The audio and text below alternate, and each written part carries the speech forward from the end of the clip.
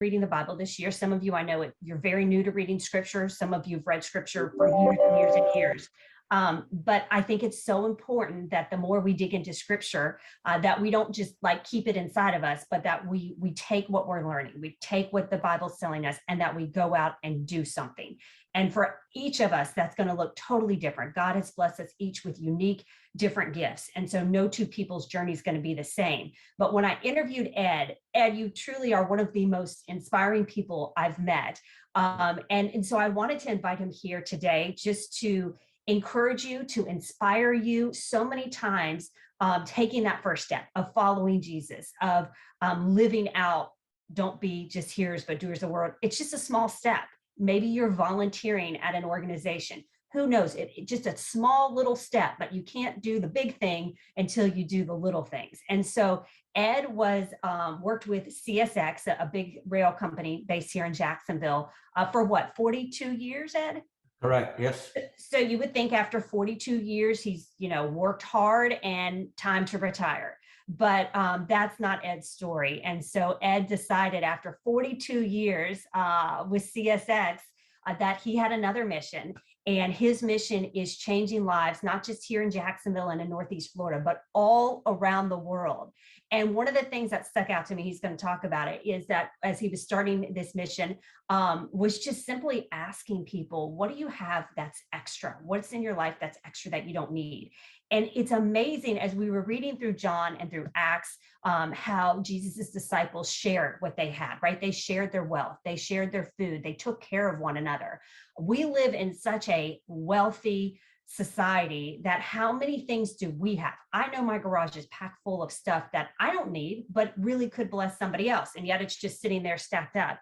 And so Ed has found a way to take things that other people don't need and turn them into a blessing for people all around the world. So Ed is the founder and the CEO of 3 Grains of Rice Missions based in Jacksonville. And Ed, it is such an honor to have you with us. We have only had one other man come and speak to our group. That was recently a few weeks ago. So you're the second man ever to join our group, and we're so glad that you're here. So I just wanted you to share your story and just kind of talk about your walk and what you're doing and how you're living out that call to be a doer and not just a hearer of the word. So thank you for joining us, Ed, and I'll let you take it away. All right. Thank you very much. And it is an honor to be here. It's an honor to allow a individual such as me to be here with you. The one thing we have in common, there's one key thing we have in common, and that is that we're all farmers. We cultivate with the power of our mind. We cultivate with the quality of our heart. From the time we get up every morning, we are planting seeds in ourselves. Sometimes we're pushing ourselves because we can't forgive ourselves from yesterday, when in reality, Christ has already done that. But also we're planting seeds in those around us. And the question is, once our lives is coming to be over and you look over your terrain, what is that terrain going to look like? Is it going to be one with beautiful flowers and trees and so forth that you have created through your actions and the quality of your heart? Or is it going to be one with weeds and so forth? And that decision we make every day. And I will tell you that I'm here today, I'm alive today, and I'm here today because farmers came into my life. So a little bit about my life. I came from Cuba. I lived there in a small town called La Maya. And we had a very nice life. My dad owned a number of businesses, and life was good. And then the revolution in Cuba took place, and our town was attacked numerous times. And I can tell you, and even today when I speak about it, still is disturbing to me. But I remember times when we were in the street walking into this small town, and bombs would explode and grenades would explode and machine guns were going. You would hit the ground, and then you get up and listen to the cries of individuals. I remember looking to the side and looking into the face of a child that had been mutilated because of a bomb. I remember looking into a mom that had passed away. I'm looking at a father who's crying over it all. That became my life. And that's something that has impacted me all through my life. I mean, I still remember when the communists took over, when our town was attacked. You know, one of the times when our town was attacked, we were sitting along with a number of our neighbors in our house, and you could hear the earth shattering and shaking. You wonder what it was, and it was very clear that what it was were bombs exploding everywhere. And I remember all of us freaking out and wondering. I remember myself what death would feel like. But the biggest fear I had was that I would never be able to see my mom and my dad when I was gone. But the one key message that comes out of everything that we experience, when we're a follower of Jesus Christ, we have the ability to touch lives. And I remember my mom closing her eyes in prayer. And when she opened it, there was a peace among her that impacted among all of us. Now, the circumstances had not changed. The bombs were still exploding, and we all may end up dying. But that peace that came through faith and the impact she has, and that, my sister, is the ability that each and every one has today to touch lives. I remember when the communists nationalized everything, and I remember my dad was put in jail, and I remember my mom crying all night because we didn't know if he was going to be dead or alive. I remember when they nationalized and saw my dad lose everything he had. I remember being there and my mom and I going to church, and we were being spit upon because communism doesn't believe in faith. So you see, we are so blessed to be able to worship, to be able to do what we're doing here, to be able not to be fearful that somebody's going to pick you up and put you in jail. We are just so blessed in doing that. None of that, I've never forgotten any of that part of it. You know, I remember when we left, and we left Cuba with absolutely with nothing, and we arrived in this country. So we arrived in Miami. And just visualize this. You arrive in a country that you do not know. You can't speak the language. You have no money, no clothes. You're homeless. And you do not know how you're going to survive. And even though Cuba was difficult, still you knew what was going on. So here we are. And even though we were blessed and content and happy and so joyful to be here, it still was painful and it was difficult. But you know what was amazing about it is that our Lord and Savior is so powerful, and that it is just amazing what he did. So we ended up in a small, tiny little room. It was, you know, I laugh about it now because it's like you see on TV, right? You see all these foreign people come together. There's 1,000 of them in one house, sharing one bathroom and one kitchen and all that. But guess what? That was us. So here we are. We have one plate, one fork, one knife, one cup, and that's all we had to do that. But still, there was joyfulness. But you know what's amazing is some people look at negativity and they do not see the blessing of God. So within a matter of 2 weeks, my dad had a job. So here you had a man that was a very wealthy man in Cuba, and his first job was to wash dishes. And he was blessed and he was happy about it. But, you know, the other thing that was amazing about it, you know, I still laugh at it. So, you know, we used to think the Americans were crazy because they throw away things that actually work. And we couldn't believe that every Thursday was Christmas for us, because we walked the streets and we picked up all things. And next thing you know, we had enough fork and knives and cups for the whole family. And the other thing that's amazing is we found an iron and an ironing board. And guess what we did? We started a little business. And then next thing you know, there was a sewing machine. And just like you see on TV, you see my mom and I and my brother carrying this sewing machine down the street. And guess what we did? We started another business. So within a matter of a short period of time, my dad was working, We had 2 small businesses going on. So you see, that was somebody's trash, right? But often we find the diamonds and the things that are special, not in the flowery things of life. If we truly look at what God does for our lives, it's just amazing because he brings us all those assistance and help. And sometimes we become blinded because we have a perception of what that's going to be. But when we open our heart, this is what transpired.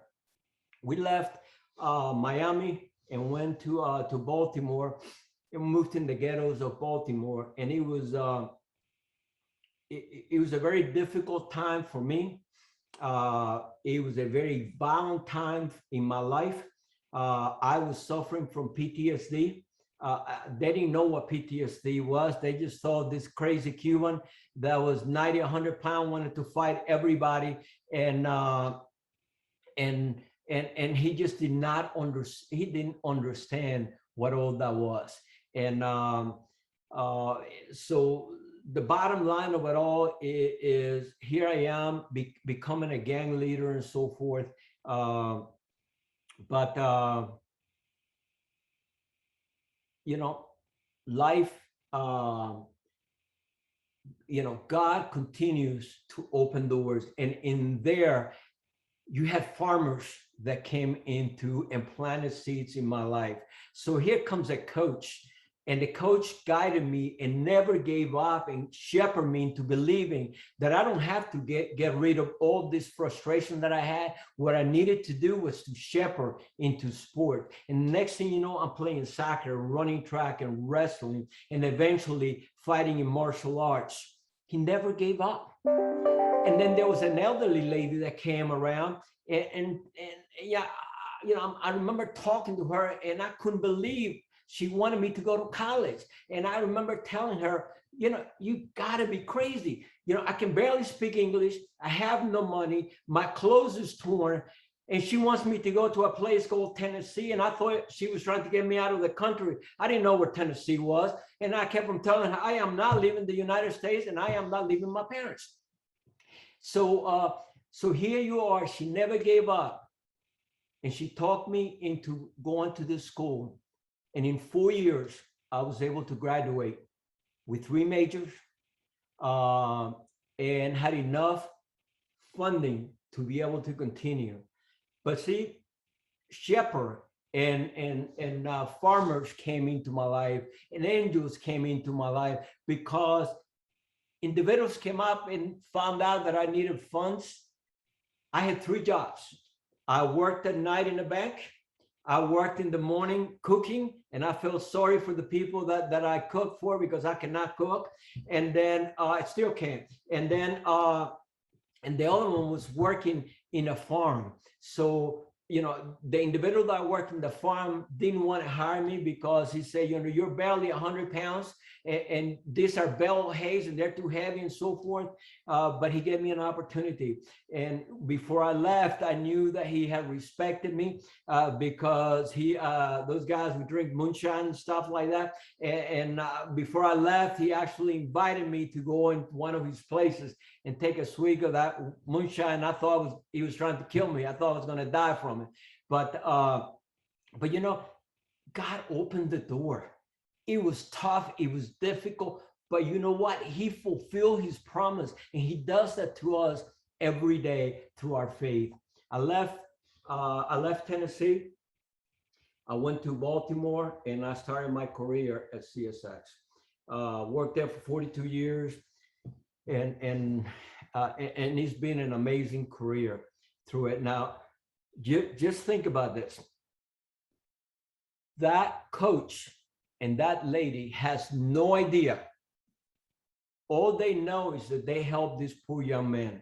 All he knew was that this was an angry guy that was going down a path of destruction. Everybody I was with, they used to hang around, ended up dead, in jail, or they were completely, their life are just an absolute, complete, total mess. Well, he doesn't know because he and I were never to connect, and the lady that helped me has since passed away. What he did not know is that I have been recognized by the president council for the work I've done in the United States and outside the United States. What he doesn't know is that the NFL selects a Hispanic, every team selects a Hispanic Hispanic leader to be identified as one of the top leaders in the United States, Hispanic leaders. He doesn't know that I was one of them. He doesn't know that I have been recognized by City Hall for my lifetime achievement. He doesn't know that I have been on 20 plus boards. He doesn't know that I've been in 40 plus international missions. None of this. He doesn't know that I've been recognized as one of the 12 that Heather was talking about. And I shared that with you, not to brag, but I share with you is imagine how many young people like I that are passing away today would be another Ed Perez. There's nothing magical about me. Glory to everything that has happened in my life goes to Jesus Christ. Because without his strength, without his guidance, I will not be here today. And that's the power that each and every one of us does. All of us as farmers and as individuals, we are touching lives every day. And you know, what's difficult at times is that we don't see the end results. We do not see the lives that we impact. I mean, I can tell you stories of young ladies that we've come across that have had such a difficult time. Their lives are falling apart, and all they're looking for is someone to be able to say, continue to fight the fight. The opportunities are just amazing, but the glory goes to Jesus Christ. So about 5.5 years ago, I started 3 Grains of Rice Mission. And, you know, I'm often asked what, you know, why rice and why 3 and so forth. And what does that mean? In a sack of rice, there's 21,000 grains. So what I say is if you visualize that as your life, what I'm asking you to do is not to give it all up. What I'm asking you to do is consistently to give 3 grains of your life all the way across. And if we do so, we can change the life. So what do we do? Our vertical is homelessness, women and children that are in distress. 85% of the work we do is in Northeast Florida. The rest of it goes internationally. And our objective is to mobilize society to take responsibility and accountability for the well-being of others. In other words, what we do is we provide mission experience for individuals. There is a misconception at times that all the mission field are thousands of miles away. And what we say is the mission field is where you are right here, right now. This is the mission field. This is where we have to be. I can tell you stories of individuals that are just amazing. Mary is 85 or 87 years old, and she volunteers with us. And I remember we were upgrading one of the homeless areas here, and I remember putting a little stool for her, and she took the paint and she took a brush and she would stand there and she would just go up and down. At the end of the day, she had painted about an area this big. But you know what? When she left there, she felt fulfilled. She knew she had done her part. She felt like it was powerful. Guess what? She's still volunteering and doing work today. I truly believe that the way to mature in our faith is by going into the mission field. And that is application. That is applying what we have been given, and that is to share God's love and mercy. So in Jacksonville, we have upgraded the Women and Children's Center Trinity Rescues, about 28 rooms, and everything from painting to fixings to replacement, because the key to it all is about dignity of an individual. And we've upgraded 13 houses for the homeless in San Agustin. We are now building 7 apartments in the area for the homeless also. We are working with an area called Hogar Crea, which is a recovery center for Hispanic men. But we do a lot of other things that we do. For instance, we take the moms and children for a day outing, and people don't think about it. So here you have a mom which one or two, whatever number of children they are, and they're in this facility together. What a blessing it is to be able to take him and take him to the zoo or take him to the baseball game so that they can have an opportunity to be with the family. So we do that. We also have work, as Heather was saying, with I reach out and ask, what do you do with your extra stuff? I mean, what do you do? So in working with a international company, we start asking the same question. And so far this year, we have deployed over 120 pallets of food, not only in the US, but international. That was trash at one point. We have worked with a number of the hospitals. So, a little bit now about the international component to it. So I've been in Cuba 5 times on international missions. And whenever you go there, it breaks your heart. The lack of food is unbelievable. The lack of medical supplies. When I was there the first time, I was told that physicians would have a mask for a week. They would have a glove for the rest of the day. So in other words, this is not only physicians, these are dentists. So the goal there is you want to be the first person to be cared for in there, but that's all there is. I remember being in a hospital. They sneaked me into a hospital. It was a cancer hospital. And there was this huge room, and every 12 inches, there was a bed with an individual there. And when I first walked up there, all I saw was a sea of human beings. And it was sad, but it is what it is, right? And it was not until that physician very wisely took me and introduced me to all those individuals. And now those individuals were not bodies. They were human beings, and introduced me to their wife and the mother and the children, and listened to their cries and so forth that were there. And I remember walking out of there, and he was telling me if they were in the US, 50% of those would be alive, yet they're going to be gone. And I remember going out and crying outside. And I remember being angry with God, because I remember saying, why are you putting this in my heart? I am not a physician. I don't own hospitals, and they have the money to buy all the medical supplies and so forth. But you know what? We have an amazing God, because he doesn't not only provides us with those opportunities, he also provides us with the ability to be able to bring the right individuals and the right farmers to come in. And I was speaking at an event downtown, and at the end of it all, this gentleman said, I think I can help you. Now, when he said that, I assumed, well, he's going to give me $20 donation, or he's going to give me some, a couple of things there. His best friend was the chairman of the board for one of our local hospitals.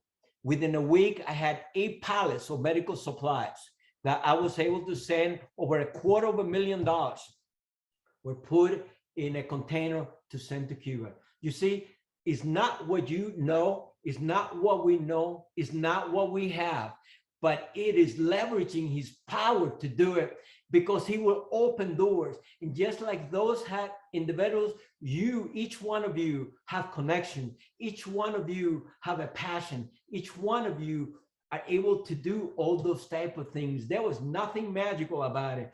Today, we have sent 3 containers to Cuba. Around 3 weeks ago, we sent 2, working with another organization. And altogether, we have sent about $750,000 worth of medical supplies there, along with food. We have also sent athletic equipment. So one of my passions is young people, because of my background. And there's a place called Diez Caballo, which is a highly violent area in Cuba for young people. And they don't have pistols like we have here, but they have knives and machetes, and they have bats with holes in it, and all that, and started collecting soccer balls. Soccer is a big deal in baseball. Today, over 100 young people have been transitioned from gangs and violence by leveraging soccer. And where did the soccer equipment come in? It comes from the excess that we have in the US.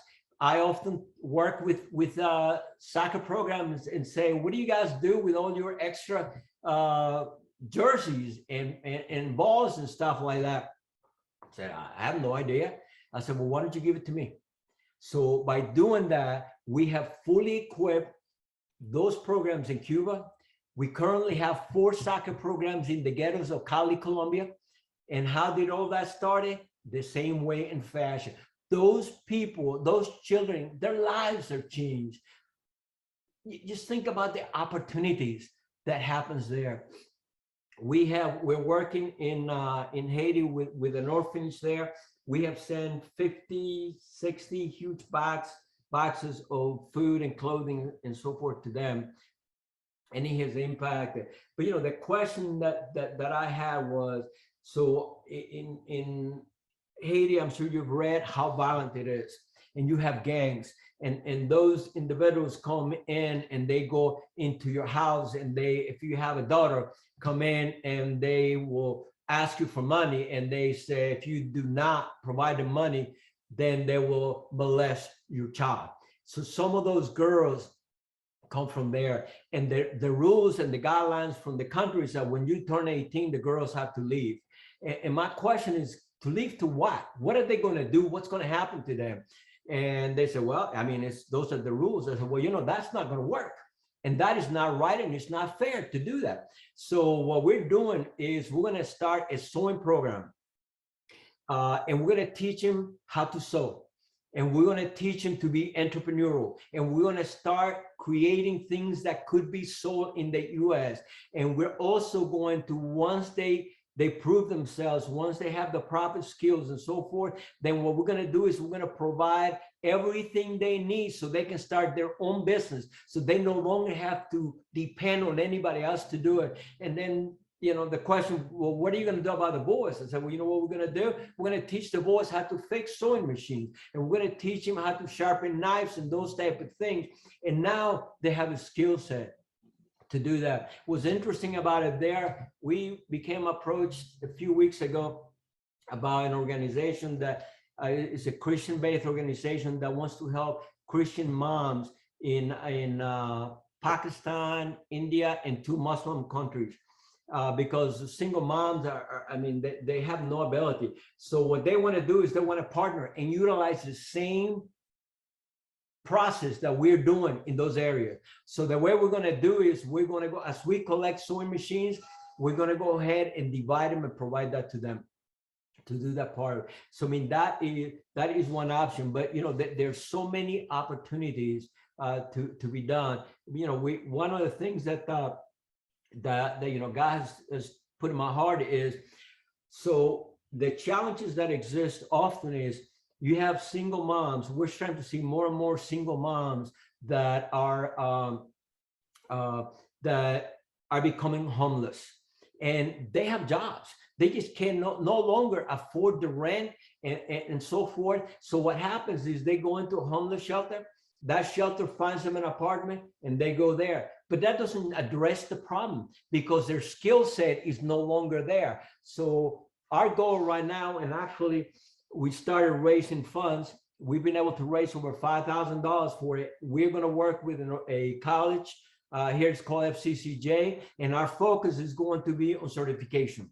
Things that are quick, things that are going to be able to bring value and so forth. So we're going to provide them with certification to become a forklift operator. And when I started, they said, no, that's a man's job. I said, no, it's not. Anybody can run a forklift operator. And by the way, did you know that the best truck drivers that are coming out of the school right now are women? So for $2,400, I can provide a scholarship to a single mom to learn to drive trucks. To be able to, I know there's some challenges there in terms of travel and so forth, but provide that, or to extract blood and so forth. But now they have an opportunity to govern their lives. They have an opportunity to be able to have the financial component that goes with it. My vision, and then I'll shut up because I could go forever about this stuff. But the one thing that it is my dream, And my goal is someday to have a large farm, a large piece of land where I can have tiny houses. So I can take a lot of single moms and be able to provide a place that it is safe for them. Most of the homeless facility are like right now in downtown, in some of the worst area, and provide them an opportunity there and provide childcare so those children are cared for. My vision is physical fitness, spiritual fitness, provide a skill set that will have to work in a farm to care for animals and care for it by caring. What you're doing is you're sharing your love, you learn to love, and then you'll be able to see the impact that it has. The idea being that as they work, that they will, when they're ready to leave, they will have 6 months worth of funds so that they can leave and they would have a job, they will have money coming in, they will have enough sufficient dollars to take care of. And now the success rate is much, much better through it all. But it is, all of this could not be done without farmers. All of this could not be done at all. In our organization, we have no paid position at all. I don't get a penny, none at all. What we have are individuals that are passionate. We have several individuals that are retired that love tools. I am not good with tools. And they love, and they lead that. We have a lady that has a passion for Colombia. We have someone that has a passion for Haiti. We have someone that has a passion, along with me, for Cuba. And there's many more. So you identify those individuals, such as all of us, and they run it so that 100% of the funds that come here, none of them goes to salary. It all goes out to the specific project all the way through there. But as Heather indicated, there's a lot of different things. We worked with, we were in San Agustin, and there's a lack of transportation for people that are homeless there. And so I went to UNF and I said, what do you do with your extra bikes?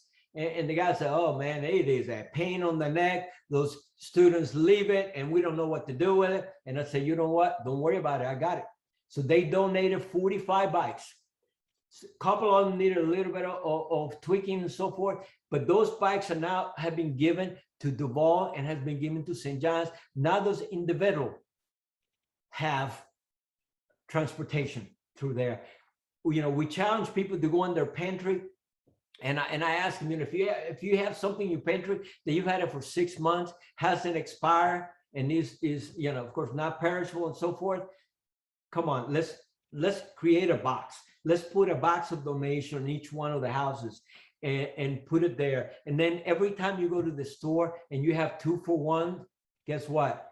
That second one, why don't you put there? We did that, and in a short period of time, we had, I don't know how many trucks worth of items that people were donated at no additional cost. The same thing going through your closets and going through it. Someone overheard me speaking. We ended up with 4.5 trucks of vitamins that have been distributed all the way through there. So all of this is possible. All of this is what each and every one of us can do.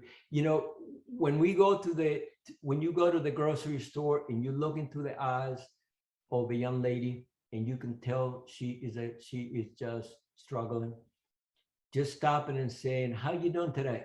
Oh, things are tough. And be able to live them and say, you know what? I'm going to pray for you. I'm going to pray for you. What is your name? Or be able to help them out. That makes a difference. When the number of individuals that we have come across because of COVID and different reasons that have been struggling with depression is unbelievable. The numbers we have lost, the number that have overdosed. Yesterday, I received a call from my mom, and it was a young lady that I had helped a number of years ago, and her husband talked her into leaving the facility, and what ended up happening, they went to Miami. He overdosed and died. She went into drugs. They took their kids away, and now she is trying to put her life together. But all of that, having said that, we all can make a difference. what it is key to always remember is our job is to create a bridge, right? Our job is to create a bridge between a life of despair and a life of spirituality. Our job is to provide them with shoes and a flashlight. And what that means is that they're able to walk, and the flashlight is faith. But the thing we have to remember is this: if they do walk across and they're successful, that's not our success. If they decide to jump off a bridge and not go through it, that's not our failure. Our job is to become a vessel to Jesus Christ. Our job is to become a vessel and share his love and mercy. And that's what we are accountable for. If we look at it any other way, then our jobs are going to become too burdensome to try to get through there. So, but I didn't know if you have any questions, and I may have talked more than I should have. And if I did, I apologize. So, Heather, I don't know if I may have talked too long. I don't. You did not. Ed, thank you for blessing us with your story. And as I was listening to it in more detail than I've ever heard it, Romans 8:28 really sticks out to me, because God causes all things to work together for the good of those who are called according to his purpose. And Ed, I don't know if you'd be doing what you were doing right now had you not been homeless, had you not seen the atrocities you saw in Cuba. And so I think that is really important when we're in those trials and we're in those tribulations. That's when God's doing the refining. That's when God's doing the pruning. And to be able to see now, look back and say, wow, I have this empathy. I have this way I can connect uniquely with people because I've been through this adversity. I know firsthand what it's like. So I just encourage all of you, when you're going through these trials and these tough situations, God's not going to waste it. God doesn't waste any single pain or tear we cry. He uses it all to his glory, but we have to take that first step. And so, Ed, I wanted to ask you, a lot of us have passions and visions and, oh, I want to do this and I want to help this person. But what, well, how do I do it? What do I do? Taking that first step, when you retired from CSX, and you could have easily just gone and retired, enjoyed, having a great life the rest of your life, but you decided to start this mission. How hard was it for you to take that first step and start 3 Grains of Rice mission? So there was, so I prayed about it. I looked I looked around and I saw the need in the community. I remember walking downtown and looking at the homeless community. Today, we're still serving. There's around 300 plus homeless people that live there. And I looked at it and looked at the children and looked at the moms. I could not, for me, I asked myself, how can you claim you love Jesus Christ? And this is not for everybody, but that was for me. Is when you look at your life, Perez, when you look at the fact that it's a miracle you're alive today, when you look at what he has done for you, when you know the impact that he truly has on lives, how can you not move forward and do your part? So for me, the worst part, the most difficult part is all the mechanics of paperwork and all that kind of stuff. But to me is, as long as we have a breath in our lives, as long as each and every one is breath, even in the last minute, we end up in the hospital, our life is coming to an end and all that. Even that last minute is an opportunity to touch the heart of that nurse and that doctor. So when you follow Jesus Christ, this is a lifetime commitment. This is a lifetime purpose. There is no question about what am I going to do with my life. There is no question about the future. There's no question about, what am I going to do when I retire? I'm going to fulfill his mission and his purpose. And every day I wake up, without question, my mission and purpose is to fulfill his destiny. If he tells me tomorrow to go, so this coming year, I'll be in Cali, Colombia, in the ghettos of Cali, Colombia, in Cuba, and in Haiti. Whatever he takes, that's where I go. But right here, there's so many opportunities. I mean, the other part of it is, and Heather, you and I have talked about, there's so many nonprofits that are struggling. And that's one of the questions we ask is how can we help other nonprofits become much more efficient? And there's a lot of opportunity. Each one of us have different skill sets. And the question is, you can start a nonprofit, but you can also identify areas and opportunities you can go in there. And Ed, Sherry was asking for people who want to get involved with your organization, if they're here in Jacksonville or they're somewhere else in another state, how can people get involved with 3 Grains of Rice? Well, I'll tell you, there is, we have projects that are going on locally. We have international. My first question would be is, what's your passion? What is that one area? Some people ask, well, I have an interest in the homeless community, or I have an interest in this. Our background, our experiences in life has created sensitivity within each and every one of us. And the question is, what are those sensitive areas and passionate areas that they are? And those are truly the ones that they can go through there. But check us out on our website, 3 Grains of Rice mission. We have projects internationally. We're always collecting. If you have organizations, we always collecting over-the-counter medication. We're always collecting soccer balls and uniform. If you want me to come and speak any place, I'd be glad to do it. We have work that is physical work. We're going to be looking for painters to help us paint one of the apartments that we have. So there's a lot of different part of it, but the key thing is, I would love to find out 2 or 3 or 4 more project managers, people with, you don't have to be a project manager, but with a passion on those specific area. Because what I would love to do is to embrace you, and let's go ahead and address that part of it all. And call me anytime. If you want to start a nonprofit, guess what? I'll be glad to share my documentation. I'll be glad to share with you what I've done, and I'll be glad to be there to help you out to make it a success, regardless of where you're at. Well, Ed, I just want to thank you. Sherry, were you going to say something? Okay. I just want to thank you for sharing your testimony. And I told you all, he's so inspiring. And just to see somebody put in action what we're reading about in the Bible is such a blessing. So Ed, thank you for sharing your story with us. My prayer is that it motivates all of us to take that first step to get involved with your organization or any organization out there. And just to make a difference, because God has blessed us all immensely, and we all have some gift that we can use, whether it's to help our next door neighbor or to help our friend or to help the stranger on the street we pass all the time. We all have those gifts, and God calls us to take what he's given us and to bless others with it.